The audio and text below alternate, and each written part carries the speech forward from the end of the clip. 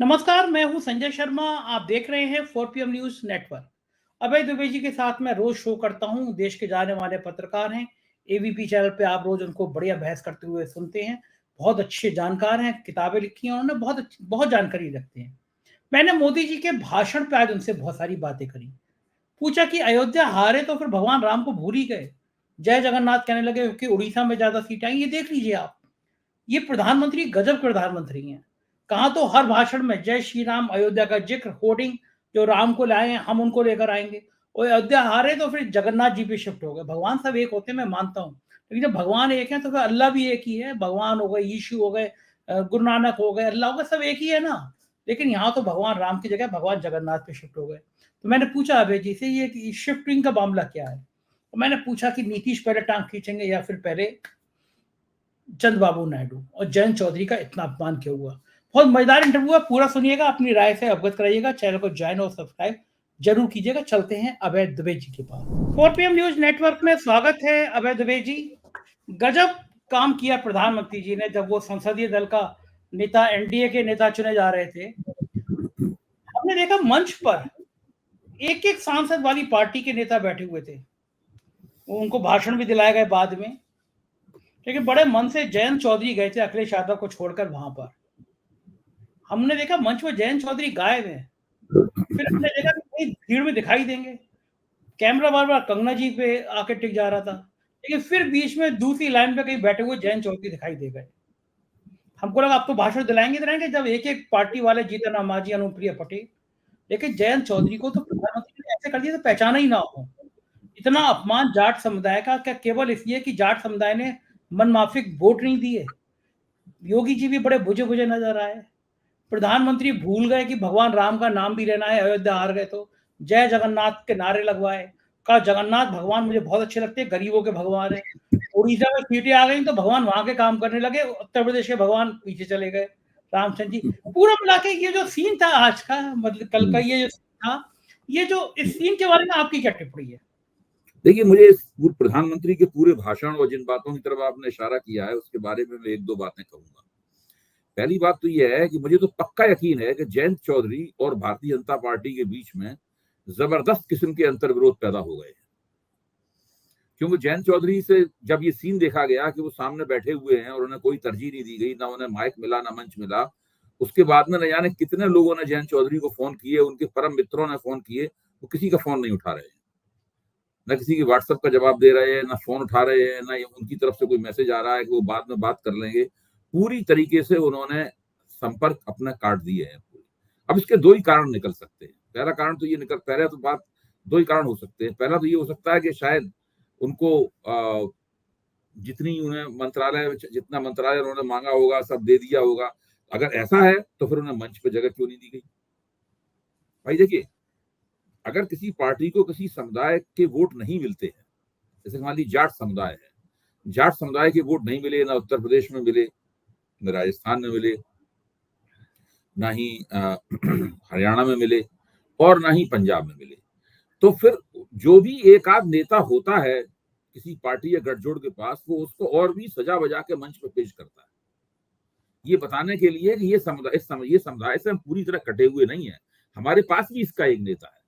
और वो दो अनुप्रिया सीटें पटेल, भी, हाँ अनुप्रिया पटेल को बैठाया था। हाँ, वो दो सीटें भी जिता जिता के लाए हैं जयंत चौधरी। ऐसी बात नहीं कि वो एक भी सीट नहीं जिता के लाए। तो ये तो बात उल्टी है। जाट समुदाय के वोट नहीं मिले तब तो और ज्यादा। और भाजपा के अपने जो जाट नेता थे वो चुनाव हार गए, संजीव बालियान चुनाव हार गए, कई लोग चुनाव हार गए। तो भाजपा का कोई भी जाट, जो भूपेंद्र चौधरी भाजपा के प्रदेश अध्यक्ष हैं, वो अपने जिनको टिकट दिलवाए थे अपने जाट उम्मीदवारों को जिता नहीं पाए। इसका मतलब है इसमें जयंत चौधरी की हैसियत और उनका महत्व एनडीए में और बढ़ जाना चाहिए था। जब उनकी इस तरह से उपेक्षा की जा रही है, जबकि उन्हें और ज्यादा रेखांकित किया आना चाहिए था, उनको तो अलग से तालियां बजवाई जानी चाहिए थी, प्रधानमंत्री को उनका विशेष रूप से परिचय देना चाहिए था, उनका उल्लेख करना चाहिए था अपने भाषण में। ऐसा कुछ नहीं किया गया। इसका सीधा मतलब यह है कि मामला बहुत गड़बड़ है अंदर, और वो गड़बड़ी अपने आप में बहुत कुछ बयान कर रही है। ठीक ठीक वो गड़बड़ी क्या है, ये बहुत समय नहीं लगेगा, मुझे लगता है 24 घंटे में ही वो निकल के सामने आ जाना चाहिए।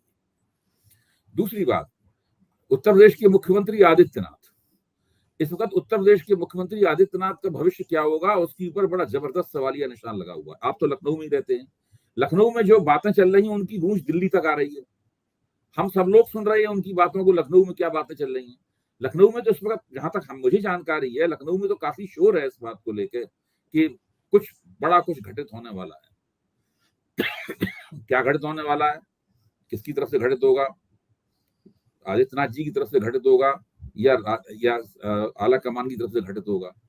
उसके बाद एक बहुत बड़ी बात यह चल रही है कि चंद्रबाबू नायडू ने स्पष्ट कर दिया है कि भाई अमित शाह को गृह मंत्री नहीं बनाया जाना चाहिए। आप किसी बीजेपी का ही गृह मंत्री बनाना चाहते हैं तो किसी और को बना दीजिए, अमित शाह का गृह मंत्री नहीं बनाया जाना चाहिए। तो अब इस पे भारतीय जनता पार्टी के अंदर इस बात को लेकर विचार मंथन हो रहा है कि क्या अमित प्रकाश को जगत प्रकाश नड्डा का कार्यकाल चूंकि समाप्त हो गया है तकरीबन, तो उनकी जगह अमित शाह को अध्यक्ष बनाया जाए। पहले भी पार्टी के अध्यक्ष रह चुके हैं, पार्टी के अध्यक्ष पद पे काम करने का उन्हें तजुर्बा भी है, और भारतीय जनता पार्टी का जो विस्तार हुआ है उसमें अमित शाह की एक भूमिका भी है, महत्वपूर्ण भूमिका है, उल्लेखनीय भूमिका है। तो अमित शाह को अध्यक्ष बना दिया जाएगा और उनकी जगह किसी और व्यक्ति को गृह मंत्री बनाया जाएगा। हो सकता राजनाथ सिंह को ही दोबारा, जब 2014 में राजनाथ सिंह को गृह मंत्री बनाया भी गया था। तो मुझे लगता यह है कि जो ऊपर से एकता दिखाई पड़ रही है, ऊपर से एक दूसरे की गलभैयां हैं, एक दूसरे की तारीफें हो रही हैं, अंदर से काफी काट फांस चल रही है। अब उस काट फांस की स्पष्ट अभिव्यक्तियां तो ये हमें दिखाई पड़ रही हैं, जिनका अभी हमने आपके सामने जिक्र किया। और भी क्या चल रहा है उसमें, उसके अंदर ये अभी पता नहीं है। जैसे कि वित्त फाइनेंस कमीशन ने कह रखा है कि किसी भी राज्य को, अगर वो पहाड़ी राज्य नहीं है तो उसको विशेष राज्य का दर्जा नहीं दिया जाएगा, केवल पहाड़ी राज्यों को दिया जाएगा। ये फाइनेंस कमीशन की सिफारिश है, तो ऐसा नियम कानून नहीं है, इसको बदला भी जा सकता है। क्योंकि विशेष राज्य का किसी दर्जा दिया जाता है तो फिर वो केंद्र का सारा हिस्सा जो होता है उसके पास चला जाता है करों का, वो तो काफी बड़ी चीज है विशेष राज्य का दर्जा। और ये मांग चंद्रबाबू नायडू की भी है और नीतीश कुमार की भी है, और दूसरे इन दोनों को विशेष राज्य का दर्जा दिया गया तो दूसरे लोग कई राज्य मांगने लगेंगे। इन दोनों का कहना यह है कि भाई जो धन कमाने का जो हिस्सा था, इनके लिए हैदराबाद और तेलंगाना और उनके लिए झारखंड, वो हमसे राज्य का विभाजन होने पर कट के चला गया। अब हमारी राज्य की आमदनी बहुत कम हो गई है। चंद्रबाबू नायडू का ये भी तर्क है कि हमारे पास तो राजधानी ही नहीं है, हमें तो अमरावती भी बनानी है। वैसे भी अमरावती में हजारों करोड़ रुपए खर्च हो चुके हैं, जगन मोहन रेड्डी ने उसका काम ठप कर दिया था, है? तो वो उनके लिए उन्हें पैसा चाहिए। तो इन दोनों राज्यों के लिए केंद्र सरकार को एक विशेष वित्तीय पैकेज डिजाइन करना होगा, जिसका नाम भले ही विशेष राज्य ना हो, लेकिन वो बहुत बड़े पैमाने पर केंद्र के संसाधनों को ये दोनों राज्य अकेले खा जाएंगे। ये गठजोड़ सरकार की पहली जो कीमत जो है, बड़ी वित्तीय कीमत जो है, वो इसको चुकाना पड़ेगा। आपको ध्यान होगा कि जब अमरावती का श्री गणेश बनाने का श्री गणेश किया था तो उन्होंने एक कार्यक्रम किया था, तब चंद्रबाबू नायडू ही मुख्यमंत्री थे, तो नरेंद्र मोदी वहां गए थे उस कार्यक्रम में। वहां चंद्रबाबू नायडू ने उनसे भाषण में विशेष राज्य का दर्जा देने की अपील की थी, लेकिन नरेंद्र मोदी ने इधर-उधर की बातें की और उनकी बात नहीं मानी, वो चले आए। बाद में चंद्रबाबू नायडू ने बीजेपी से अपना नाता तोड़ लिया और अपने मंत्री वगैरह भी उन्होंने वापस बुला लिए। ये स्थिति हो चुकी है उन दोनों के बीच में। उसके बाद दोनों में बड़ी तकरार हुई, इतनी तकरार हुई, चंद्रबाबू नायडू ने कहा कि इस देश का कोई भी नेता नरेंद्र मोदी से अच्छा है, नरेंद्र मोदी से तो हर नेता अच्छा है इस देश का, ये कहा। जवाब में नरेंद्र मोदी ने कहा कि ये वही आदमी है इसने अपने ससुर की पीठ में छुरा मौका था। तो ये इस तरह की तकरारें इन लोगों के बीच में हो चुकी हैं।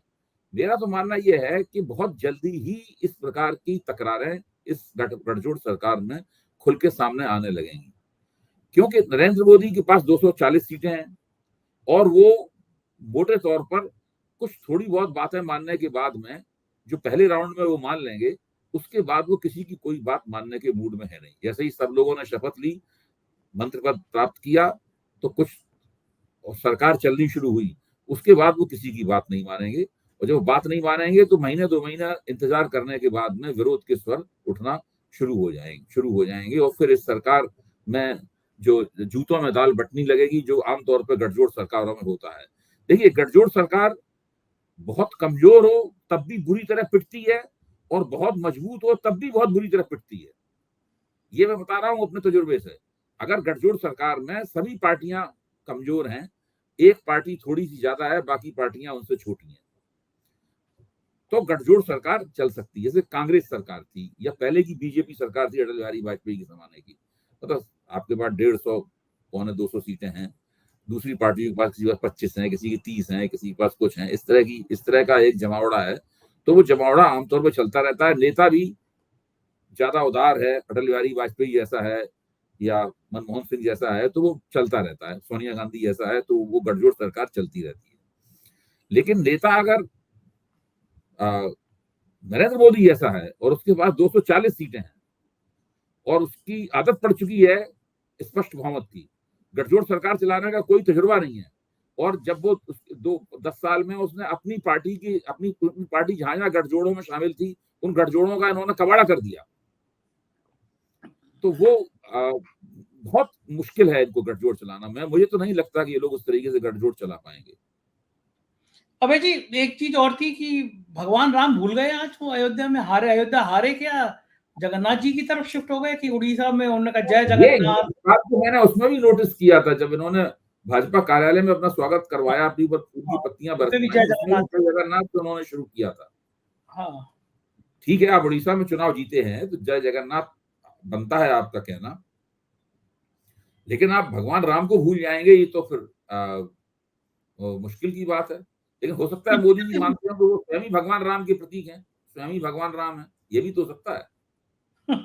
मतलब मोदी सब हैरान है कि कहाँ तो जय श्री राम का नारा, मतलब हर सब में लगता था, कहाँ भगवान राम गायब हो गए, अयोध्या में हारे हो, भगवान राम को bye bye tata bye bye लेकिन कर आपने दिया। समझा कि एक बार नोट की कि खुद इस कार्यक्रम में जो आज दिन भर चला, जिसके हाँ। अंदर मोदी जी ने बहुत ही प्राणांतक किस्म का लंबा भाषण दिया, हम्म। उस कार्यक्रम में कहीं भी इसको मोदी सरकार या भाजपा सरकार नहीं कहा गया। हाँ, मैं ये पूछे यार, तब तो एनडीए पे आ गए। मोदी के पूरे लंबे भाषण में उन्होंने भाजपा का जिक्र भी नहीं किया। हाँ। कि आपने भाजपा भाजपा शब्द नहीं निकला उनके मुंह से आज। हाँ, एनडीए सरकार।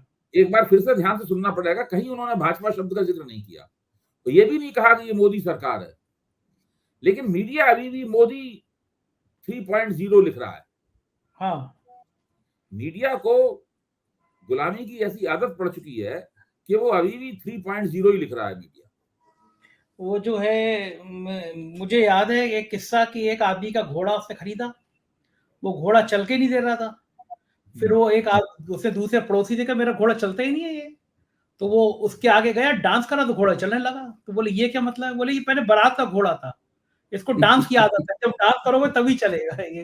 तो मीडिया मीडिया का हिस्सा वो बारात के घोड़े ऐसा ही है कि उसको मोदी सरकार के अलावा आज ही नहीं है। लेकिन ये हृदय परिवर्तन राजनाथ सिंह का, गडकरी का, सब अब एनडीए सरकार पे आ गए। कहा मोदी की गारंटी, मोदी का संकल्प, मोदी, आप तो कहते थे कि ऐसा कोई तीसरी ताकत है मोदी, कोई तीसरा कहते थे। आज वो गायब हो गया, मोदी सरकार गायब हो गई, एनडीए सरकार आ गई। ये जो हृदय परिवर्तन हो गया, ये हृदय परिवर्तन कब तक, मतलब कैसे मारेंगे अपने अंदर के मोदी को? देखिए, इन्हें अपने आप को रिट्रेन करना पड़ेगा, अपने कर आप को लेंगे। नहीं, मुश्किल है बहुत। आदत बहुत खराब हो चुकी है ना। ये 22 साल पुरानी आदत है, एक दो दिन की पुरानी आदत नहीं है। अटल बिहारी वाजपेयी जब पहली बार प्रधानमंत्री बने थे तो उनको तो पता ही नहीं था सरकार कैसे चलाई जाती है।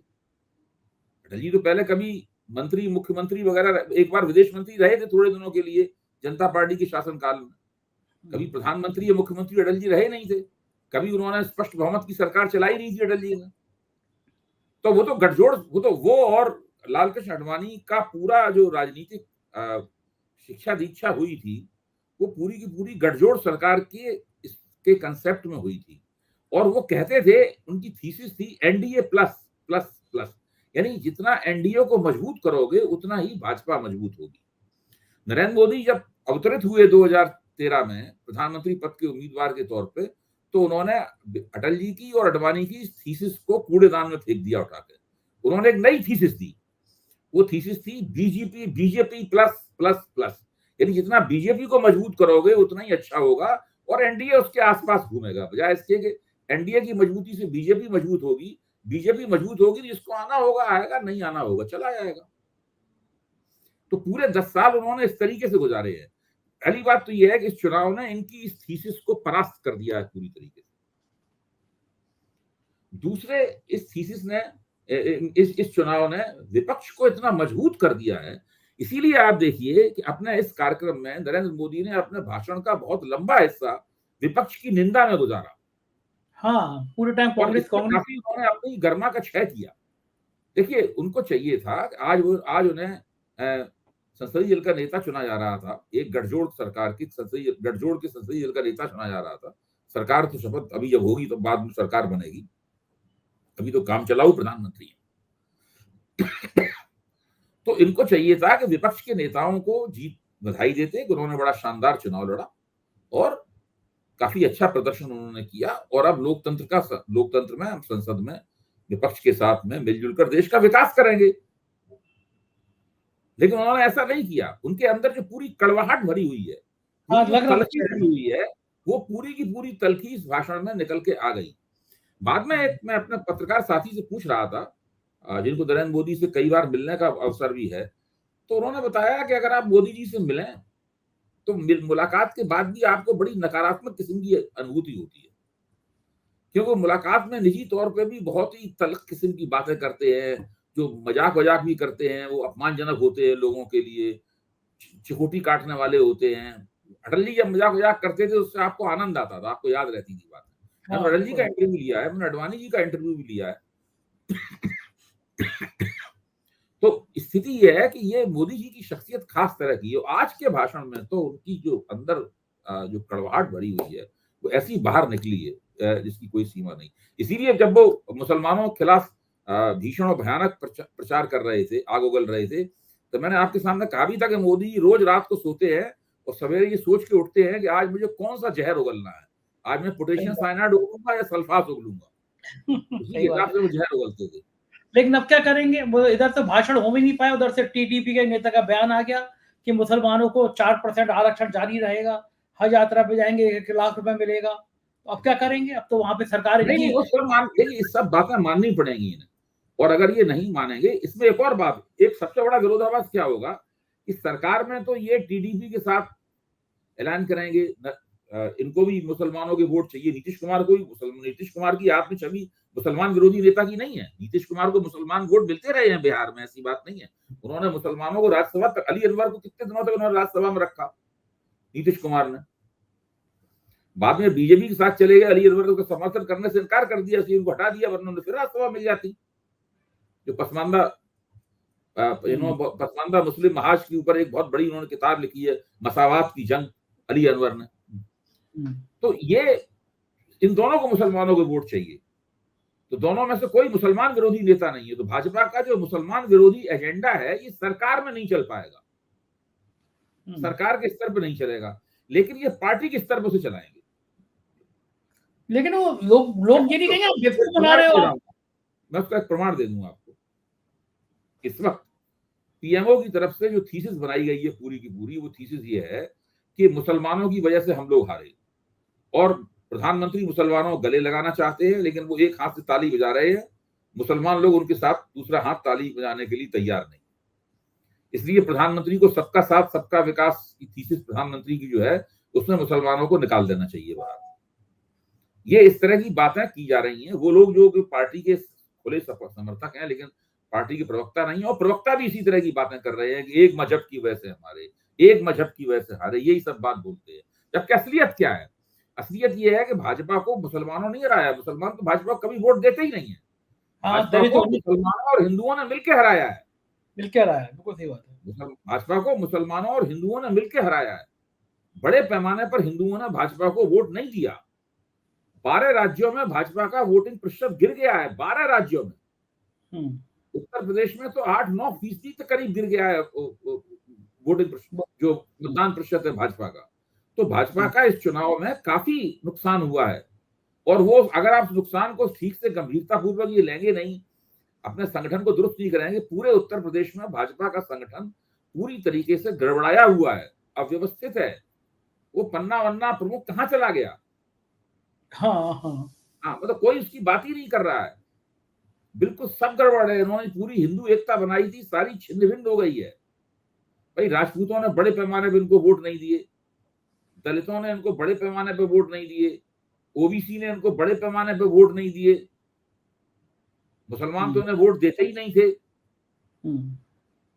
ब्राह्मणों ने भी कुछ कुछ निर्वाचन क्षेत्रों में उनको वोट नहीं दिए। तो इन्हें देखा जाए तो स्थायी रूप से अगर कोई वोट मिला है तो बनिया वोट है केवल। सही बात है। आज के उसमें एक मजेदार सीन, और वो नीतीश बाबू को पता नहीं क्या होगा, इतना प्यारा गया वो प्रधानमंत्री के पैर छूने लगे। नहीं, आपने चित्र को ध्यान से आप देखिए, नीतीश ने नहीं प्रधानमंत्री के पैर छुए, प्रधानमंत्री ने उनके पैरों की तरफ हाथ बढ़ाया। पहले अच्छा। जब चित्र एकदम आया तो हम लोग बैठे हुए देख रहे थे एबीपी पर, तो हम लोग चौंके कि ये नीतीश प्रधानमंत्री के पैर छू रहे हैं। फिर उस चित्र को एबीपी ने 4-5 बार दिखाया, 5 बार नहीं, शायद 6-7 बार दिखाया उन्होंने उसी एक एक्शन को। तो मैंने देखा प्रधानमंत्री उनके पैरों की तरफ हाथ ले जाते हैं और नीतीश फिर उठा लेते हैं उनके हाथ को। उन्होंने नहीं, नीतीश ने नहीं पैर छुए हैं, प्रधानमंत्री ने पैर छुए हैं उनके, या पैर छूने का उपक्रम किया है। ये नया नाटक क्या चल रहा है? नाटक ये चल रहा है कि बंदा अंदर से बहुत विचलित तो घबराया हुआ है।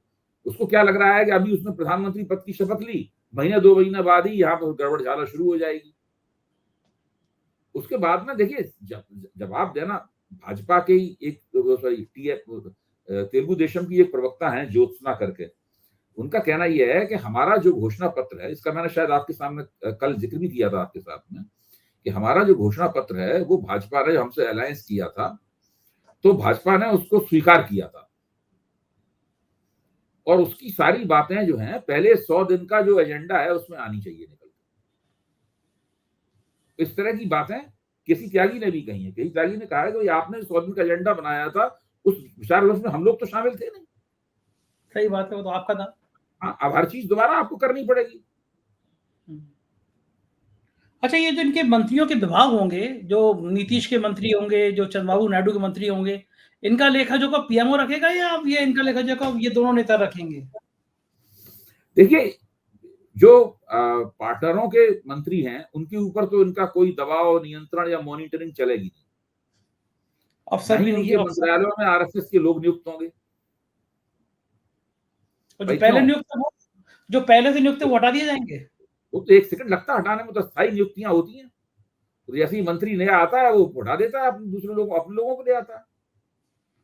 जब सत्ता बदलती है तो पहले के जो स्थायी इस तरह की नियुक्तियां जो होती हैं, जो officer on special duty type नियुक्तियां होती हैं, वो तो आनन फानन बदल जाती है। वो लोग पहले ही छोड़ के जाने की तैयारी कर लेते, तो वो सब हटा दिए जाएंगे, कोई नहीं रहेगा। तो यानी कुछ 5-6 इंपॉर्टेंट विभाग ऐसे होंगे जिसमें अब मोदी जी को कोई दखल नहीं होगा, कोई ना आर्थिक मोदी जी लाभ का दखल होगा ना आरएसएस का दखल होगा। और अब आरएसएस का जो दखल था वो दखल बीजेपी के पास के जो मंत्रालय हैं उनमें सीमित रह जाएगा। तो आरएसएस की पहुंच भी सरकार से हुई थी, उस पहुंच में भी कटौती होगी। अच्छा, आरएसएस तो चाहता था कि मोदी जी की जगह गडकरी आगे आए, फिर कहाँ प्लान फ्लॉप देखिए हो इसमें क्या है मैं ये समझता हूं कि ये अभी नहीं हुआ है तो जरूरी नहीं कि भविष्य में नहीं होगा। ये अभी स्थिति यह है कि भाई चुनाव मोदी जी के नेतृत्व में लड़ा गया और कुछ राज्यों में बड़ी जीत भी भाजपा ने हासिल की है। जैसे कि मध्य प्रदेश में भाजपा ने सारी सीटें जीत ली, गुजरात में एक को छोड़कर सारी सीटें जीत ली, हिमाचल प्रदेश में सारी सीटें जीत ली, उत्तराखंड में सारी सीटें भाजपा ने जीत ली। उसके बाद उड़ीसा में चुनाव पूरा का पूरा जीत लिया, उड़ीसा में लोकसभा भी जीत ली, विधानसभा भी जीत ली एक साथ। और आंध्र प्रदेश में अलायंस पार्टनर के तौर पर, छोटे हालांकि पार्टनर हैं लेकिन फिर भी सरकार में हैं, तो इनके पास अपनी सफलताएं दिखाने के लिए है कुछ, तो उनकी आड़ में अपनी विफलताएं छिपा रहे हैं। लेकिन विफलताएं इनकी बहुत बड़ी हैं। अभी कह रहे हैं कि तीसरी बार जवाहरलाल नेहरू के बाद पहला व्यक्ति है जो कि प्रधानमंत्री बना है। ये क्यों भूल जाते हैं कि जवाहरलाल नेहरू जब तीसरी बार प्रधानमंत्री बने थे 2/3 बहुमत जीता था उन्होंने। इनको तो बहुमत से अल्पमत में आ गए हैं।